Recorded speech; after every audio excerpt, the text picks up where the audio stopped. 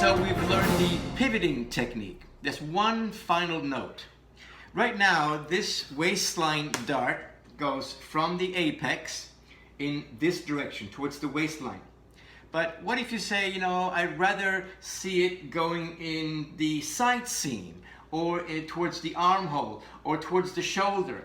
You see, you can pivot this one dart in all different kinds of direction. I'm going to take a minute and show you how to do that. Check this out. Okay, so here we go.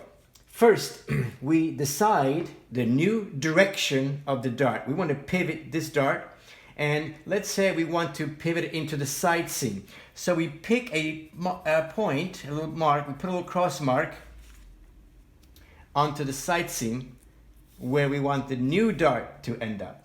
We line up center front with one of these dots or letters, and we start by putting a little cross mark right on the dotted paper, and we start tracing the pattern all the way around, shoulder, neckline, down center front, until we come to the first leg of the dart.